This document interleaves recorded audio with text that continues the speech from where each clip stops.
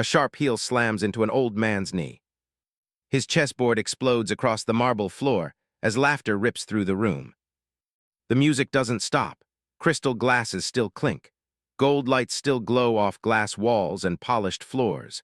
This is a charity gala inside a mansion that looks more like a palace, where money hangs in the air thicker than perfume. And right there at the center of it all, an old janitor is on his knees. The man doesn't cry out. He just sucks in a quiet breath and reaches for the scattered chess pieces, his hands shaking as he crawls across the marble. A white knight spins once before stopping near a woman's heel. She doesn't move her foot. She looks down at him, bored, amused, powerful. "This isn't a park," she says loudly, her voice slicing through the room. "Get your trash out." Laughter spreads fast, sharp, careless. Phones tilt upward, pretending to record the dacre but clearly aimed at the man on the floor. The janitor bows his head lower. His fingers close around a pawn, then another. He moves slowly, carefully, like every wrong move could cost him more than dignity. Across the room, a young man in a black server's uniform freezes mid-step. A tray trembles in his hands. That's his father. The young man's jaw tightens. His eyes lock onto the fallen knight near the woman's heel. His fingers curl until his knuckles turn white. He doesn't move, not yet. The woman finally lifts her foot and nudges the knight toward the old man like it's nothing. "Careful," she smirks. "You missed one." More laughter. The old man murmurs a soft apology that barely exists. He gathers the last pieces and reaches for the worn chessboard, its edges chipped, its surface faded from years of use. That's when the room shifts. A presence cuts through the noise. The millionaire host steps forward, his tailored suit flawless, diamond cufflinks flashing under the lights. His smile is polished, practiced, empty. He raises one hand and the laughter fades just enough for him to be heard. "What's going on here?" he asks, though his eyes already know. The woman turns instantly sweet. "He was cluttering the floor," she says lightly. "I almost tripped." The millionaire chuckles. Unacceptable. He looks down at the janitor like he's inspecting a stain. "Some people," he says calmly, "don't know where they belong." The words sink deep. They aren't shouted. They don't need to be. The janitor lowers his head even more and clutches the chessboard to his chest, preparing to crawl away. But the millionaire's gaze stops on the board. His smile changes. "Chess?" he asks, crouching slightly. "Interesting." He taps a finger against the wood. "Who taught a janitor chess in my house?" The crowd leans in. Curiosity replaces laughter. Phones rise higher now. The old man hesitates. His lips part, but no sound comes out. The woman laughs again. Maybe he thinks he's smarter than us. The millionaire straightens, amused. "Is that it?" he says. "Is this your little fantasy, pretending you belong in rooms like this?" The janitor finally looks up, eyes tired but steady. "I just play during breaks," he whispers. "Breaks," the millionaire repeats, smiling wider. "How charming." The young server's breathing grows heavy. Every word feels like a blow. He takes one step forward, then stops. His manager's voice echoes in his head. "Don't cause trouble, don't get fired, don't embarrass yourself." The millionaire waves a dismissive hand. "Clean it up and disappear," he says. "You're ruining the atmosphere." The janitor nods and starts to rise, pain flashing across his face. That's when the white knight slips from his grip and hits the floor with a sharp click. Silence. The young man can't hold it anymore. He steps forward, slow but deliberate, eyes fixed on the fallen piece. The millionaire turns, surprised. And the room holds its breath. The billionaire slams a pawn onto a polished display chess table. "Let have some fun." The sound cracks through the room, sharper than the music, louder than the whispers. Heads turn, smiles spread. This isn't charity anymore, this is entertainment. "Play him," someone calls out. "Yeah, play the janitor's kid." Laughter rolls again, thicker now, crueler. The millionaire straightens his cuffs like he's about to give a speech, not destroy someone. The young server stands still. His posture is perfect, head slightly lowered. One hand tucked behind his back, steady, disciplined. His eyes never leave the board. "Sir," he says calmly, "I'm working." A few guests laugh harder at that, as if the word itself is a joke. "Oh, come on," the woman from before says, swirling her drink. "It's for charity." The billionaire tilts his head, pretending to consider the refusal. "You hear that?" he says to the crowd. He thinks this is work. More laughter. The old janitor steps forward, his voice trembling. "Please don't," he whispers, barely audible. His fingers grip the edge of his mop like it's the only thing keeping him upright. The young man glances at his father, just for a second. Then the billionaire smiles again, wider this time. "All right," he says loudly, raising his voice so everyone can hear. "Let's make it worth your while." He snaps his fingers. A man in a suit leans in. 10,000, the billionaire says casually. "Cash for you." A ripple of gasps moves through the room. And he adds, turning his gaze to the old man, "I'll cover his medical bills, full checkup, best doctors." The janitor's eyes widen. Hope flickers and fear crushes it just as fast. The billionaire isn't done. "Oh, and let's say," he continues, pretending to think, "if by some miracle you last 10 moves," he chuckles, "I'll throw in a scholarship for whatever you want." The crowd buzzes now. Phones rise higher. This is going viral. The young man doesn't respond. The billionaire leans closer, lowering his voice just enough to sting. "Or are you scared of a board?" The word hangs there, scared. The woman laughs softly. "He should be." The old man shakes his head, panic flooding his face. "Please," he whispers again, "it's not worth it." The young man closes his eyes for a moment. Silence stretches, long, uncomfortable. Everyone watches him, waiting, judging, hungry. He opens his eyes. They're calm, controlled. He straightens his shoulders, steps forward, and places the tray down gently on a nearby table, like it weighs nothing. "One game," he says. The room leans in all at once. The billionaire claps once. "Excellent." Chairs are pulled closer. The music fades completely now, even the staff stop moving. The young man takes his place across the board. He doesn't rush. He doesn't look around. His face gives nothing away. The old janitor squeezes his eyes shut. The billionaire sits, rolling his shoulders like he's about to finish a workout. "I'll play fast," he says, grinning. "I don't want to miss dessert. Pawn to e4. The sound echoes louder than it should, sharp against the glass walls, like the board itself remembers something everyone else has forgotten. The millionaire smirks. "Bold," he says, dropping his next piece with a loud click, almost slamming it down. "Very bold." He leans back in his chair, one arm draped casually, cracking jokes mid-move like this is a party trick. Every piece he plays lands hard, noisy, demanding attention. The young man responds instantly. No pause, no second glance. His fingers move with quiet precision, piece placed, hand withdrawn, back straight, eyes steady. The crowd chuckles at first. This is still funny to them. "Look at him," someone whispers. "He's serious." The millionaire laughs. "Relax," he says, waving a hand. "I'm just warming up." Another loud move, another joke. The underdog answers again, smooth and silent, like he's finishing sentences already written. Whispers begin to ripple through the guests. "That defense, he didn't even think." The millionaire's smile tightens for half a second, then returns stronger. He shifts in his chair and leans forward now, a little closer to the board. On the edge of the crowd, a man stands with his arms crossed. He's older, dressed simply compared to the rest, no flashy jewelry. His eyes are sharp, focused. A respected investor known for never reacting unless something truly interests him. He hasn't looked away once. The game moves fast. The millionaire grows louder, narrating his own brilliance. "See, this is pressure," he says, tapping the board. "This is how real chess is played." The young man doesn't answer. He reaches for a knight. The moment his fingers touch it, the room fades.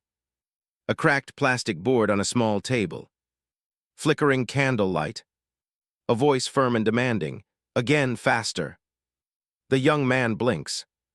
He's back in the mansion. The knight moves. Clean, certain. The investor's eyes narrow. The crowd's laughter softens, phones lower just a little. The millionaire clears his throat. "Interesting," he mutters, trying to sound amused. He drops another piece, this time not as hard. Then it happens. The young man slides a piece forward and lets it be taken. For a heartbeat no one understands. Then laughter explodes. He blundered. 10 moves my foot. The woman claps, delighted. That's it, that's your genius. The old janitor sways, gripping a chair to stay upright. His face drains of color. The investor's arms uncross. His expression tightens. The young man doesn't react. He doesn't apologize. He doesn't rush. He just watches the board. The millionaire laughs loudest of all, shaking his head.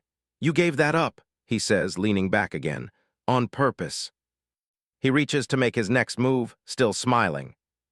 Then he freezes. His hand hovers above the board. He studies the position again. The smile fades just a little. He looks up.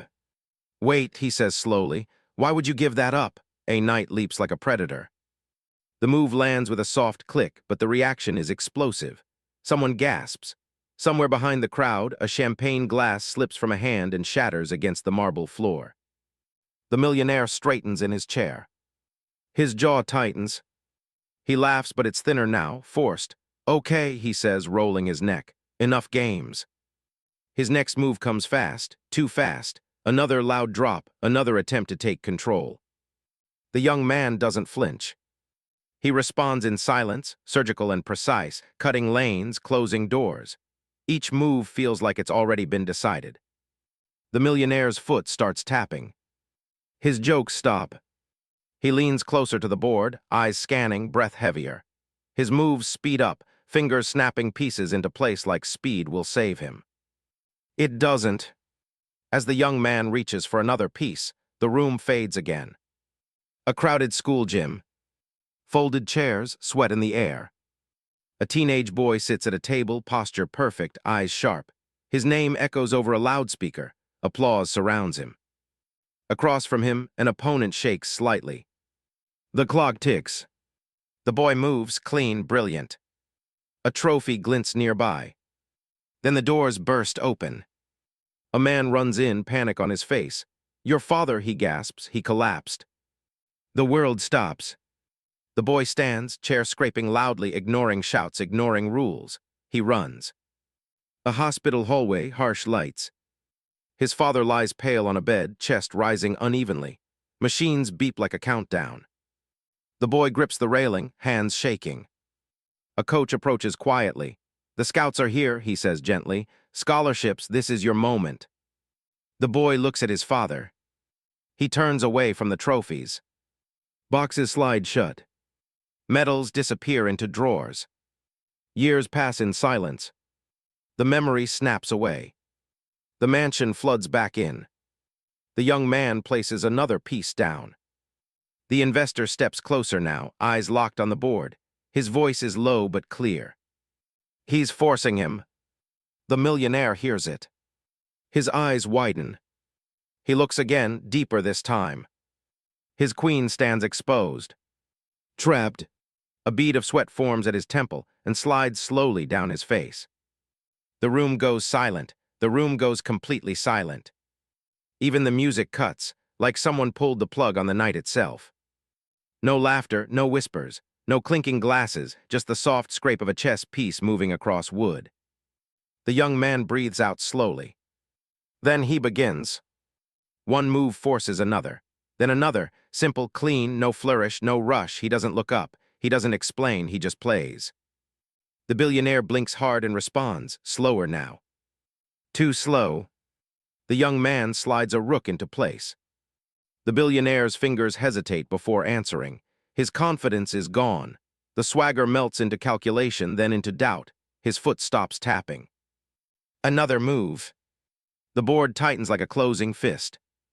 Across the room, glasses are lowered without anyone noticing. A phone slips from someone's hand and lands face down on a velvet chair. No one records anymore. No one dares blink. The old janitor grips the back of a chair, his lips trembling. He doesn't understand every move, but he understands what silence means. The young man sacrifices nothing now. Every piece is exactly where it needs to be. The billionaire clears his throat. You're slowing things down, he mutters, trying to sound annoyed instead of afraid. No reply. The young man moves again. Check. The word isn't spoken, but everyone feels it.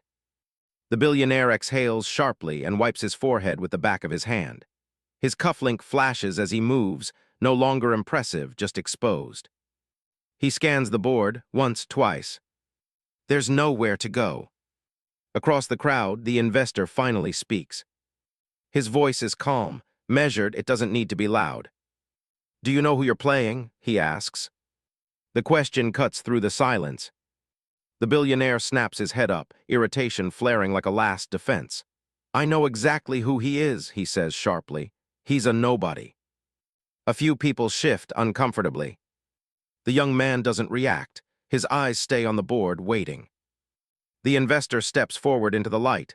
No, he says evenly, he's not. Every head turns. The billionaire laughs once, short and hollow. Don't embarrass yourself, he says. This is a game. The investor doesn't smile. So was his future. The room tightens. He walked away from national tournaments, the investor continues calmly. From scholarships people here would sell their souls for. The old janitor's eyes widen. The billionaire stares, confused now. That's impossible. It's not, the investor says. I was there. A ripple moves through the crowd. The young man finally looks up, just briefly. His expression doesn't ask for approval. It doesn't beg for recognition. He looks back down. Final move. The piece lands softly. Checkmate. The sound is barely there, but it echoes louder than any applause ever could. No one claps. No one breathes. The billionaire stares at the board, frozen. His mouth opens, then closes. He looks up, searching the room for laughter, for rescue, for someone to tell him this didn't just happen. No one does. The young man stands. He straightens his uniform, pushes his chair in neatly. He doesn't celebrate, he doesn't smirk. He simply turns and walks toward his father. Behind him, the board remains. And the silence stays, check. The word lands softly, almost respectfully, yet it slices through the crystal-lit room like a blade. The young man doesn't rush. He lets the board breathe. Pawns advance one by one, quiet and relentless like soldiers who know the battle is already decided. A rook slides into place, pinning escape routes that no longer exist. The millionaire's eyes dart across the board. Too many threats. Too few answers. His hand trembles as he reaches for a piece, then pulls back. He swallows hard. The confidence that once filled the room with laughter has drained away, leaving only naked fear. The young man makes one last move. Checkmate. The billionaire's king tips over with a hollow sound, rolling once before lying flat on the board. That sound echoes. Louder than laughter. Louder than music. Louder than money. The room freezes. The billionaire's hands shake now, visibly. He presses his palms to the table like he might fall if he lets go. His mouth opens, but no words come out. Behind him, his daughter's face drains of color. Her smirk is gone. Her eyes flick nervously from the board to the crowd, suddenly aware of how many people are watching her too. No one laughs. Not a single breath dares to turn into applause. The young man remains standing, calm, composed, as if this ending was never in doubt. The investor steps forward again, his voice steady, carrying authority that money can't buy. This isn't luck, he says, and it isn't a stunt. He gestures toward the board. You're looking at a former national master, ranked, recorded, studied. Gasps ripple through the guests. He disappeared after a final match, the investor continues. Walked away when his father collapsed at work. Scholarships vanished, sponsors moved on, the record stayed. The old janitor's knees buckle slightly. He grips the chair harder, eyes shining with something that looks like grief and pride colliding at once. He never forgot the game, the investor says. He just chose survival over applause. The crowd stands stunned now. Glasses hang forgotten at sides. Phones remain lowered. No one wants proof anymore. The truth is sitting right there on the board. The billionaire slowly pushes his chair back and stands. For a moment it looks like anger might explode out of him. His jaw clenches, his nostrils flare. The room tenses, waiting to see which version of power will speak next. Then, he claps. Once. Slow. Deliberate. The sound cuts through the silence, sharp and uncertain. And everyone waits to see what comes next. I was wrong. The words fall into the room like something fragile, something no one expected to hear. The billionaire stands under the crystal lights, his hands no longer shaking, his voice steady but stripped bare. There is no humor left in his face, no performance. I crossed a line, he continues, loud enough for everyone to hear, and I humiliated someone who never deserved it. Murmurs ripple through the crowd. People glance at one another, unsure if this is real. The billionaire turns to the old janitor first. He steps closer, slower now, careful. What happened to you tonight should never have happened, he says. I'm sorry. The old man blinks, stunned. His shoulders straighten just a little. The billionaire nods toward his daughter. She looks away, shame burning in her eyes. Then he faces the young man. I misjudged you, he says, and I tried to turn your skill into a joke. He takes a breath. I want to make this right. He gestures with an open hand. A sponsorship, full backing, any tournament you want, a platform to return to the game on your terms. A pause. And restitution, he adds, turning back to the janitor, for your medical care, your time, your dignity. The room holds its breath. This is the moment everyone leans toward. The young man listens quietly. He doesn't interrupt. He doesn't nod. His face remains calm, unreadable. He glances at his father. The old man stands taller now, not proud, not angry, just seen. A soft applause begins, not loud, not dramatic, real, respectful. It spreads slowly, filling the room with a sound that feels earned, not forced. The young man finally speaks. His voice is even, controlled. Respect, he says, isn't a favor. The applause fades. Every eye locks onto him. And the meaning settles in. The underdog walks away from the board. No bow, no victory pose, just quiet footsteps across the marble floor as the crowd parts for him without being asked. The crystal lights still shine, but they don't follow him anymore. They don't need to. By morning, the clips are everywhere. The kick, the laughter, the silence, the checkmate.